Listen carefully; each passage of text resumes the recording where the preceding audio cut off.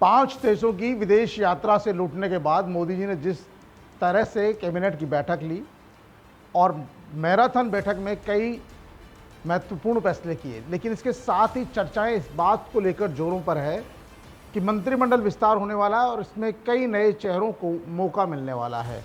कुछ पुराने चेहरे जिन पर विवाद हो रहा है उनकी छुट्टी होने वाली है, लेकिन क्या वाकई में ऐसा है? इन तमाम बातों पर चर्चा करेंगे हम पीके टाइम्स की इस खास खबर में। नमस्कार, मैं हूं नीरज मेहरा और आप देख रहे हैं पीके टाइम्स। विदेश से लौटने के बाद पीएम मोदी की मैराथन कैबिनेट बैठक के बाद चर्चा इस बात पर हो रही है कि मोदी जी के मंत्रिमंडल विस्तार में किसकी छुट्टी होगी और कौन नया चेहरा शामिल होगा। इस बात को लेकर चर्चा जोरों पर है और छन छन कर बातें आ रही है। मोदी जी की अध्यक्षता में जो मंत्रिमंडल की 4.5 घंटे की मैराथन बैठक हुई है, वहां मंत्रालयों के कामकाज की समीक्षा तो की गई है, पेंडिंग फाइलों को तेजी से निपटाने के निर्देश भी पीएम मोदी ने दिए हैं, पश्चिम एशिया संकट से निपटने की रणनीति भी तैयार की गई है और मंत्रिमंडल विस्तार को लेकर भी अटकलें तेज हो गई है। पीएम मोदी की अध्यक्षता में जो बैठक हुई, इसमें माफ कीजिएगा, पीएम मोदी की अध्यक्षता में जो बैठक हुई, इसमें फाइलों की पेंडेंसी पर पीएम ने फटकार लगाई। वहीं मंत्रियों को फील्ड में जाकर काम करने के निर्देश भी दिए गए। पश्चिम एशिया संकट से निपटने की रणनीति तैयार की गई।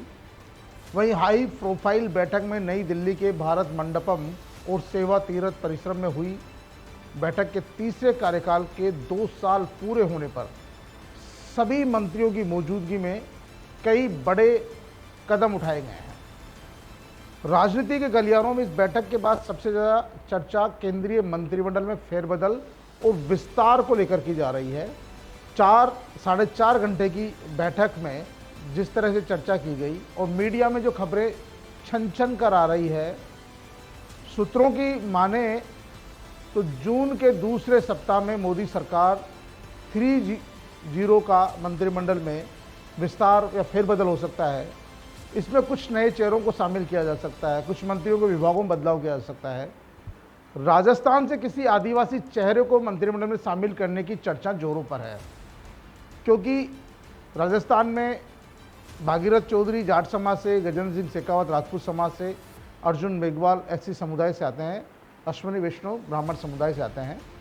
लेकिन आदिवासी भी बड़ा वोट बैंक रहा है भारतीय जनता पार्टी का, लेकिन आदिवासी चेहरा कोई वर्तमान में केंद्रीय मंत्रिमंडल में नहीं है जो पूरे देश के आदिवासियों को लुभा सके भाजपा की ओर। बल्कि कई स्थानों पर आदिवासियों में भाजपा को लेकर नाराजगी भी है। ऐसा माना जा रहा है कि मूल आदिवासियों में से, यानी कि भील या रावत मीणा समुदाय में से भी किसी को मंत्रिमंडल में जगह मिल सकती है। लेकिन जहां तक संभावनाएं हैं, क्योंकि बांसवाड़ा डूंगरपुर और जो इलाका है, यहाँ पर भील समुदाय है जो मूल आदिवासी माना जाता है और वहाँ पर लगातार धर्मांतरण के मामले हो रहे हैं। और अगर डूंगरपुर बांसवाड़ा से किसी आदिवासी समाज के व्यक्ति को केंद्र में मंत्री बनाया जाता है तो उसका असर मध्य प्रदेश, छत्तीसगढ़ में और झारखंड में भी जाता है।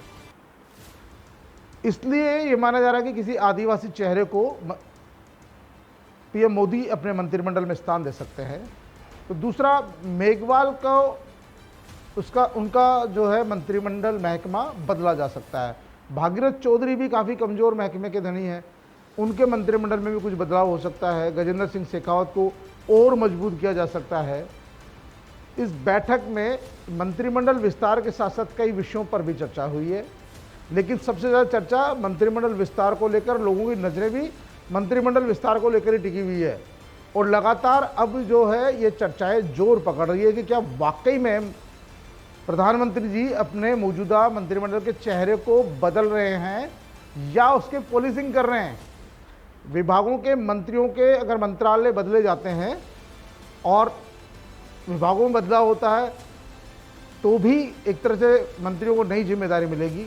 और जो नक्कारा मंत्री है जिनकी रिपोर्ट नेगेटिव आई है, जिस तरह उन्होंने फटकार लगाई है पेंडेंसी को लेकर, फाइलों के ढेर लगे हुए हैं मंत्री जी जो पीएम मोदी को काफ़ी उस पर नाराज़गी दिखी। उन्होंने कृषि, श्रम, वन, ऊर्जा, सड़क, परिवहन जैसे प्रमुख मंत्रालयों के जो रिपोर्टें आई है उनको लेकर उनको संतोष नहीं था पीएम मोदी को। उन्होंने कहा कि देखिए, हमारा जो काम है वो जनता तक मैसेज देने का है। पीएम मोदी ने सख्त निर्देश दिए कि सभी मंत्रालय अपनी पेंडिंग फाइलों को निपटाए, जल्दी से क्लियर करे, काम में किसी भी स्तर पर ढिलाई बर्दाश्त नहीं होगी। विकसित भारत 2047, प्रधानमंत्री ने कहा कि विकसित भारत 2047 सिर्फ एक नारा नहीं है बल्कि सरकार का कमिटमेंट है, लिखित वादा है जिसे हर हाल में पूरा करना होगा। वैश्विक और घरेलू मोर्चे पर सरकार ने कुछ बेहद संवेदनशील मुद्दों पर नीतिगत निर्णय किए हैं।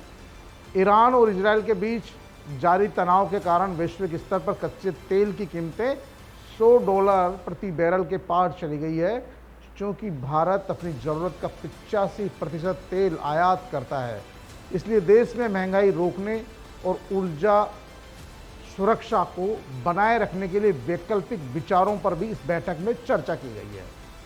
पीएम ने मंत्रियों से कहा कि वे बिना वजह राजनीतिक विवादों से बचे। देखिए, मैंने कहा था ना, मंत्रिमंडल विस्तार को लेकर चर्चा हुई, साथ में बहुत से मंत्री अनचाहे बयान देते रहते हैं और पीएम मोदी को और अमित शाह को इस बात से सख्त चिढ़ है। एक तरह से जो भी बड़बोला मंत्री पुराने कार्यकाल में रहा या जिसने अपने आप को मोदी जी से या अमित शाह से बढ़कर चमकाने की कोशिश की, मीडिया में सुर्खियां बटोरने की कोशिश की, उन तमाम लोगों की छुट्टी हुई है, चाहे अनुराग ठाकुर हो, चाहे राज्यवर्धन सिंह राठौड़ हो।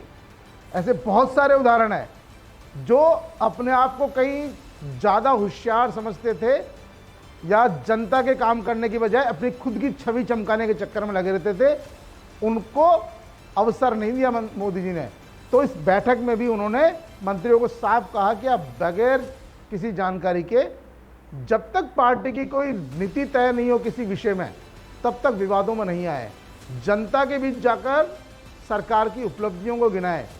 जो मंत्री बड़ी लग्जरी कारों में घूम रहे हैं उनको साफ कह दिया कि भैया, जो 12 साल में केंद्र सरकार की जो नीतियां रही है, योजनाएं रही है, वो जनता तक पहुंचाएं। और यदि ये जनता तक योजनाएं पहुंच गई तो सरकार फिर रिपीट होगी। तो मोदी जी की जो 4.5 घंटे की मैराथन बैठक चली है उसमें उन्होंने अधिकारियों को भी फटकार लगाई है, तो उन तमाम मंत्रियों को भी फटकार लगाई है जो विवादों में रहते हैं, विवादों में छाए रहते हैं और प्रधानमंत्री जी को या अमित शाह जी को कई बार जवाब देना पड़ता है। तो उनका साफ कहना है, ऐसे लोग, ऐसे मंत्री विवादों से दूर रहे। और ये फटकार और जो ये बैठक में एजेंडे तय हुए, इसके बाद ही इस बात ने जोर पकड़ लिया कि क्या वाकई में मोदी जी अपने मंत्रिमंडल का चेहरा बदलेंगे। और रही बात, कुछ प्रदेशों में चुनाव आने वाले हैं, उन चुनावों को देखते हुए भी लगता है मोदी जी वाकई में अपने मंत्रिमंडल के कुछ चेहरों को बदलेंगे और उन प्रदेशों के नेताओं को अवसर मिलेगा, उनकी लॉटरी लगने वाली है जिनके प्रदेशों में चुनाव है। पंजाब में जैसे चुनाव है, उत्तर प्रदेश में चुनाव है, तो वहाँ के कुछ चेहरों को इसमें मौका मिल सकता है। राजस्थान, छत्तीसगढ़, मध्य प्रदेश में तो 2028 में चुनाव है, लेकिन फिर भी यहाँ के जो पूर्व में जो मंत्री बने हुए हैं उनके महकमे बदले जा सकते हैं और एक आदिवासी चेहरे को इसमें अवसर मिल सकता है। तो पीके टाइम्स की इस खास खबर में फिलहाल इतना ही। ताज़ा तरीन खबरों के लिए देखते रहिए पीके टाइम्स।